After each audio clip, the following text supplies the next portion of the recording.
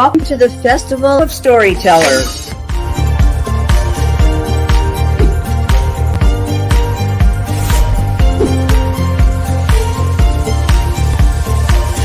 I thank everybody that's involved with this process because we know writers need readers and writers need publishers.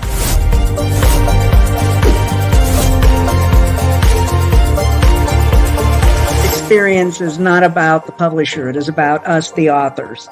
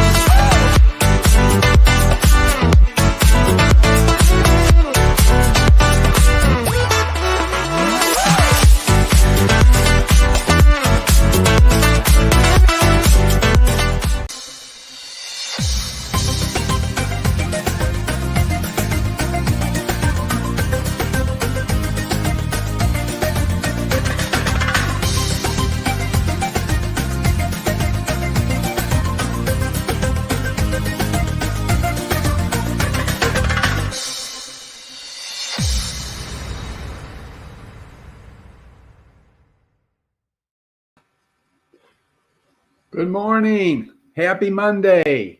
I trust that all of you had a wonderful weekend. Reverend Lavery here, Michael Lavery, with my book, Lucius, A Soldier's Journey. And we left Lucius last time. He had just purchased a young slave and Chloe. And then we jumped ahead and saw the battle.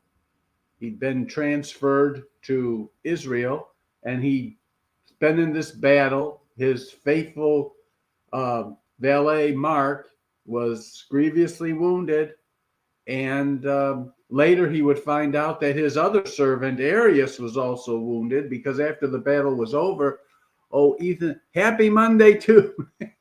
Yeah, you have to be really happy. You have to get really happy to have a happy Monday. But like the scripture says, today is the day the Lord hath made. I will rejoice and be glad in it, even on Monday. Glad to have you with us, Ethan. But even his other servant, Arius, was wounded. Oh, I have Joanne B. Barber. I'm ready for anything you throw at me. Well, we'll throw a few things at you today. Even his servant Arius was wounded because nice to see you again, Reverend. Nice to see you, Len. Good to have you with us. Even his servant Arius had been wounded. Lucius had warned Arius that after the battle was over, whichever way it went, whether it was victory or defeat, he would have to take Chloe and he'd have to head toward the wilderness.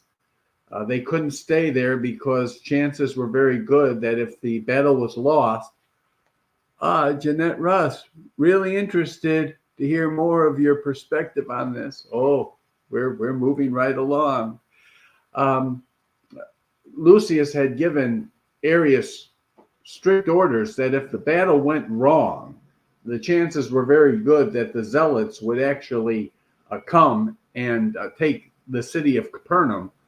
So in that case, he left some weapons hid in strategic places, and he told Arius to take Chloe and to head for the wilderness and to make his way toward Caesarea. Now, the battle did not go badly. The Romans won, but when the zealots fled, Ethan Lee, amen to that. Oh, good to hear your voices. Good to see you. You honor me so much by being with me on these booth chats. Mac Miller says, back to another day of intellectual camaraderie. Absolutely. Always love to be with you folks. So the battle was won, but as Lucius had predicted, when the zealots had been routed, they ran, and many of them sought shelter. They went to hide themselves, and two of them actually came into the house where Lucius lived, and they took Chloe hostage and were waiting for Arius to come in, and they were going to kill him. And Arius, when he called for Chloe and Chloe did not answer, he sensed something was wrong, and he waited, and finally he kicked the door in. And of course, when he kicked the door in, he was quickly engaged by a man with a spear, and the man thrust the spear at him and gouged him in the side. And Arius dispatched him with the sword. And then the other man, he was holding Chloe, and Arius screamed to him to come out and fight, not hide behind a woman. So he came out to fight, and Arius killed him, but in the process, he was wounded in the arm. So actually, both of Lucius's male servants were injured as a result of this battle. But now there's wounded men. Mark is wounded, severely wounded, and he's up in the citadel. And a thing happened that just shocked Lucius, as we spoke about Friday. The doctor from the town, the Jewish doctor, Samuel by name, from the town, actually went up into the citadel and helped Dr. Silva, the Roman doctor, administer to these severely wounded men. And as a result, Dr. Silva said, if I had been alone, half of these men would have died, because I would have never been able to get to all of them, because some of them were so severely wounded and their surgeries took so long that there's no way I would have gotten to all these men, and they would have died. Christine Grimes says, we're incredibly grateful for you sharing your knowledge and passion with us. Well, I'm grateful that you're here sharing it with me too. Good to have you this morning. But Lucius can't understand why this Jewish doctor is in the Roman citadel. This goes contrary to Jewish law and tradition, and he thought, wouldn't this man be considered a traitor? And so after they tend the wounded, they have Dr. Silva invites all of them into his quarters. Joyce says, we have a Joyce here, and she says, my favorite fiction hero so far in this TFSOS is Lucius. Oh, well, thank you. Oh, that's a tremendous compliment. Thank you so much. But he calls them in, and they have some wine together, and Dr. Samuel is there. And Lucius asked Dr. Samuel,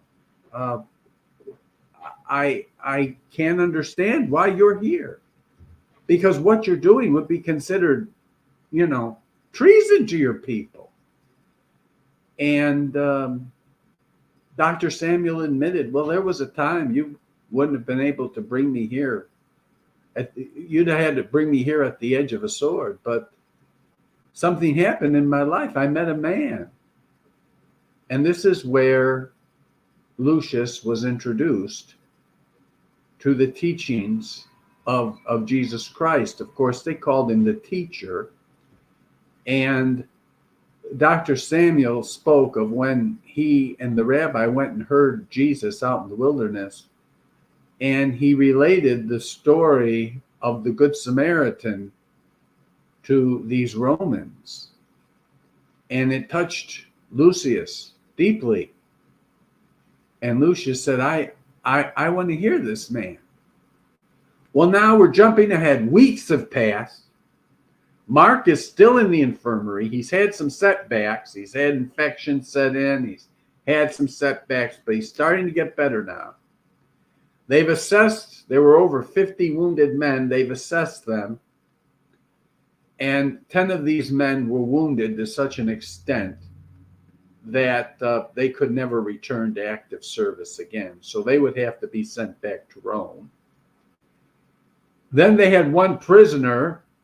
After Lucius went home and found out what happened at his house, he brought maybe 40 men from the garrison, and they did a sweep of this wooded area near his home, and they found a zealot there, and that zealot's name was Barabbas, and they arrested him and, of course, took him into the citadel. Lucius' new chapter begins after this battle. Yes, it does. His life changed. After that battle, his life changed tremendously. And now, it's several weeks have passed. Mark finally comes home, and Lucius asks Dr. Samuel if these men who are going to go back to Rome because they are physically unfit to return to service are ready for travel. They are. So they prepare a wagon for the men. They also prepare a wagon for the prisoner, Barabbas.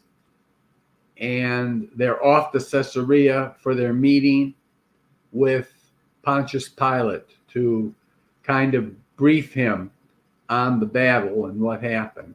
So now we're going to pick up our reading where they're in. Mark Y says, I agree. Lucius is set to meet the man who will change his life. Absolutely. The ball is rolling in that direction. So Lucius and Gaius made their way to the governor's palace. Upon their arrival at the main gate, they met with a sentry who checked their credentials. A runner was sent into the palace to locate the governor's personal valet. Within minutes, the valet appeared, smiling broadly. Governor Pilate sends his greetings to the victorious commander and general. The governor has instructed me to escort you to your lodgings, where you might refresh yourselves before you meet to dine with the governor this evening. Lucius and Gaius escorted the valet to their quarters. The men walked down what seemed an endless hall of pillars. At the end of the hall, the valet opened the door of a most beautiful apartment. Lucius and Gaius did their best not to seem shocked at such opulence. The apartment was beautifully furnished. In the common living area, there was a large table surrounded by chairs constructed of the finest imported wood. There were reclining couches and a veranda with a view of the sea. The doors of the veranda were open, letting in a cool and fragrant breeze. There were 5 separate sleeping quarters and a refreshing room with a cistern, large pitcher of water, and a toilet. I hope your accommodations are satisfactory, inquired the valet. They are most satisfactory, Lucius concluded. Here's a change of clothes for your evening meal, the valet said, pointing at the 2 crisp white tunics laid out upon the couch. The valet snapped to attention and saluted. I'll leave you to it then, and will return this evening to escort you to dinner. Lucius and Gaius returned the salute, and with that the valet marched out of the room. Lucius and Gaius set to work cleaning the road off themselves and changing clothes. Then the 2 men reclined upon the couches. The soft, fragrant breeze rolled over them. Ethan Lee says Lucius's awakening starts here. I believe he has seen an abnormally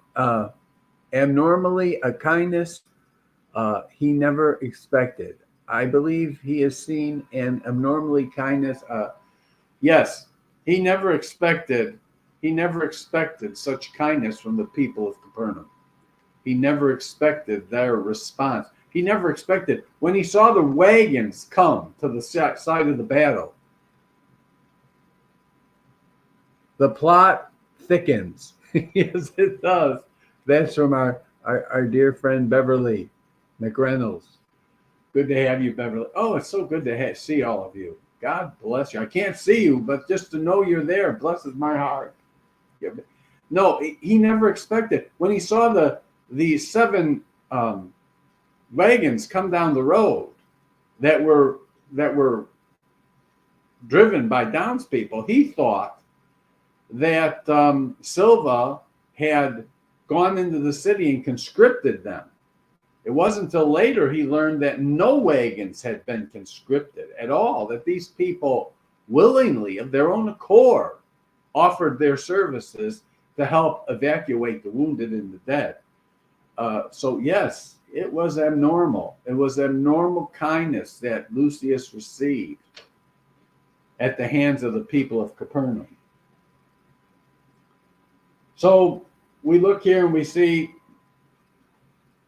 they're at Caesarea now, preparing to meet with Pilate. Oh, Carmen Rodriguez, I'm excited to hear Lucius's meeting with Jesus. Oh, that'll be coming. By the time we get to Friday, you're going to be surprised at just how impactful, how hard it was for Lucius. Lucius wanted to meet Jesus, and he heard Jesus. He was always trying to meet Jesus. Jesus healed his sick servant. But every time he tried to meet Jesus, something always got into the way. But he finally did. And you'll be amazed where he meets him. But Lucius and Gaius set to work cleaning the road off themselves and changing clothes. Then the two men reclined upon couches. The soft, fragrant breeze rolled over them. I think I could accustom myself to this, Gaius quipped. Well, don't, Lucius responded. Several moments later, a knock was heard. Who could that be? Lucius questioned. As he opened the door, the servant stood before him. In his hand was a tray with flat bread, hummus, a bottle of wine, and 2 glasses. Compliments of the governor, the servant chimed. He set the tray upon the table, then gathered the men's soiled clothes and left. Lucius walked over to the table and picked up the bottle of wine. He read the label and snickered. A wine from the most notable vineyard, and a fine vintage at that. These politicians must think us cheap whores. Get them good and drunk before you take advantage of them, Lucius quipped in disgust. Lucius and Gaius stood on the veranda watching a most beautiful sunset when a knock upon the door revealed the governor's valet. The hour had come to face the governor. You have hardly touched your wine. Did it not please you? The valet inquired. It was fine, Lucius responded. Oh, Joanne Barber says, I love how you describe the Roman opulence. It's like traveling back to the Roman times. Oh, yes. Everywhere the Romans went, they built. And much of the building that you see was done by Roman soldiers. As I said before, they were trained not only to destroy, but they were also trained to build.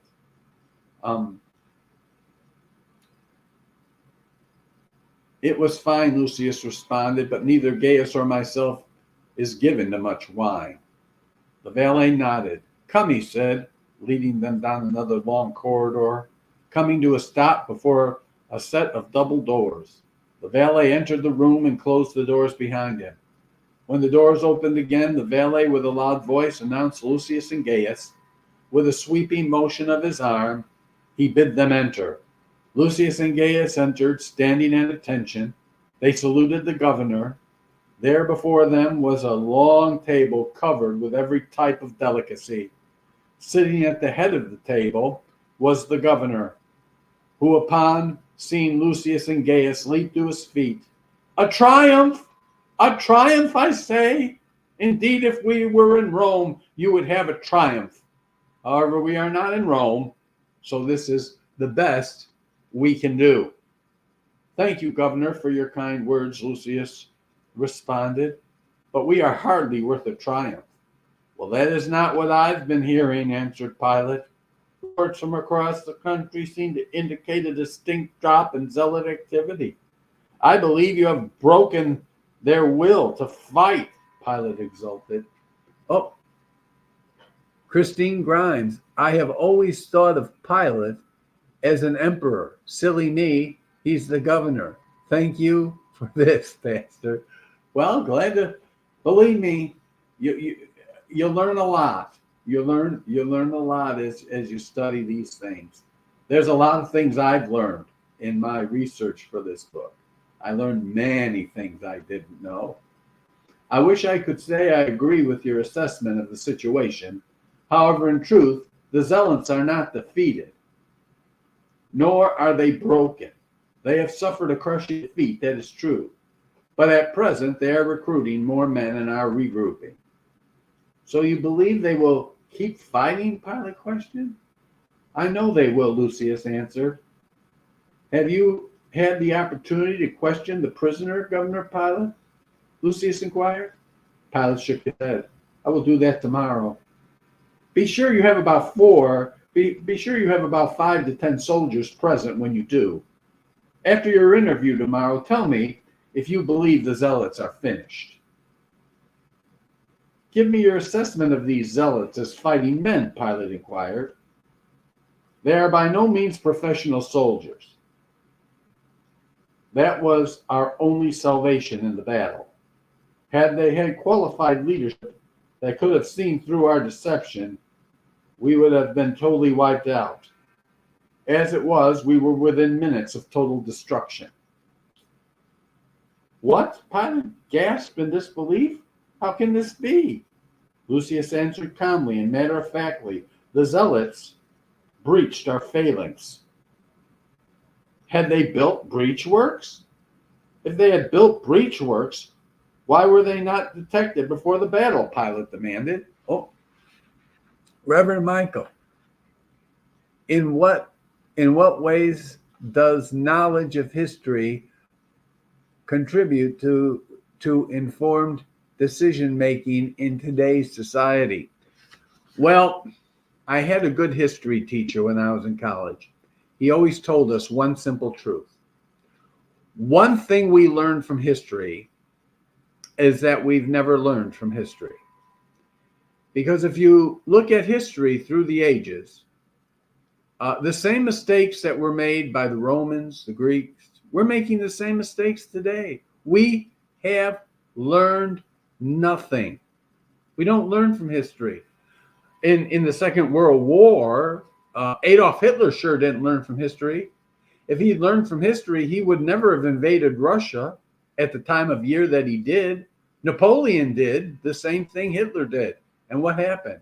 It resulted in a devastating defeat. And the same thing happened to the Germans. They did the same thing with the same result. Thank God he didn't learn from history. I thank God he didn't learn from history. But we don't learn from history. We're kind of like the guy who drives 100 miles an hour down the dirt road and doesn't wear a seatbelt and thinks nothing bad will ever happen to him. We look at the past and we see the mistakes that were made and we say, well, yeah, but they made those mistakes. Well, that won't happen to us. So we do the same things, and guess what? The same results occur. One thing we learn from history, we never learn. It just seems we're destined to keep making the same mistakes over and over and over again because we just don't seem to learn. And that's really a pity. If men could learn from their mistakes, part of growing up is learning from your mistakes. If mankind could learn from its mistakes, we'd be much better off. But it seems that we keep doing the same things again and again and again. I think that's part of our fallen sinful nature. We just keep doing the same things again and again and again. The zealots built breachworks during the battle by stacking. Now Lucius explains what he meant by these breachworks. Oh, Tom C. Tony says, I feel like a child again, listening to my grandpa tell me bedtime stories. I love Lucius. I do too. Lucius is, he's real. He's a real man's man, but he's a man's man. It just goes to show, sometimes we have this messed up understanding of what masculinity is. We think a real man, he's kind of like, the guy grabs the girl by the hair and drags her to his cave. He's rough, he's gruff. You know something? You can be a man of kindness. The Bible says Moses was the meekest of all men. Yet you didn't stand up against Moses. You watched your mouth when you talked to Moses. He was a man of strength. He was a man of power. He was a man of conviction. Yet he was a man of meekness. Meekness is not weakness. Kindness is not a debilitative thing. You don't have to be crude. You don't have to be like some Neanderthal to be a man. And that's what we see in Lucius, and that's what we see in Gaius as well. Now, Lucius here answers Pilate, and he says, the zealots built breachworks during the battle by stacking up the bodies of their dead comrades. The tactic worked well, Lucius answered. Had our second wave, which took up position in the woods the night before, not attacked when they did, our fate would have been sealed. What the zealots lack in knowledge, they more than make up for in their industry, courage, and fanatic willingness to die. Pilate sat looking lost for a moment when he suddenly muttered, we need more troops. Hope at last sprang up in the heart of Lucius and Gaius. Could it be they would not have to beg the governor for their replacements? But their hopes quickly vanished when Pilate informed them that only 96 replacements would be sent. It would seem that other areas of the empire have far greater need, Pilate lamented. Of the 96 replacements, Pilate would take 40 to replace his losses. This left 56. 30 of these would go to Croesus and Octavius. The remaining 26 would be for the citadel. Therefore, he ordered Lucius to keep all the wounded men who would return to active duty. Both Lucius and Gaius realized they could make do with what they presently had. Lucius was glad that he had ordered the rock faces sealed, having divined that Rome would not send them extra troops. Oh, Ethan Lee says, real men are men of principle and honor, and they are not egotistic, and they do not hype themselves. Lucius is the real deal. He truly is. I'm glad that you see that, Ethan. I'm glad for your comment as well, because it's true. It's true. And I think we need to reassess what manhood really is. It's, it's, as one man said, manhood should be an iron fist, a willingness to fight if one has to, but it should always be in a velvet glove. We don't need to walk around with an iron fist. We don't have to walk around threatening people. Gentleness and kindness is a wonderful trait. And we see Jesus was brave. He chased the money changers. He made a scourge of rope, and he chased the money changers out of the temple. And he said, my Father's house shall be called the house of prayer. You made it a den of thieves. He chased them out. Jesus stood up against the scribes and Pharisees, and he said, you scribes and Pharisees, you hypocrites, You're like whited sepulchres. You're beautiful on the outside, but on the inside, you're filled with dead men's bones. Oh, he was courageous. He was not afraid to confront people. But at the same time, he also loved little children. He cared for the old and the sick. He was a man who was gentle and meek and kind. But when it was a time to stand, he stood. That's what manhood is. That's what manhood is. Well, you know what? My time is just about gone. So we're going to have to continue this. I'll be back tomorrow, same time. I'll be here all week, same time, every morning. And we're going to get to the point where we're talking about Arius, sick unto death, Jesus healing him, how Lucius tried to meet with Jesus. We're going to meet tomorrow. We're going to meet a very interesting person. We're going to meet Pilate's wife.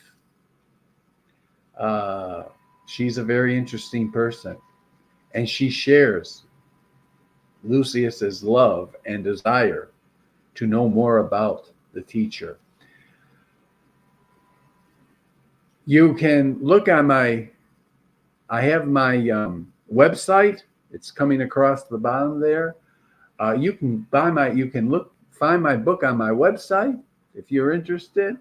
You can buy it on my website, Barnes & Noble. You can get it from Barnes & Noble. You can get it from Amazon. If you haven't read the book, I'd love you to get a copy, read it. I think you'd enjoy it. But thank you so much. I want to thank you so much for the honor that you bestow upon me by spending time with me every morning.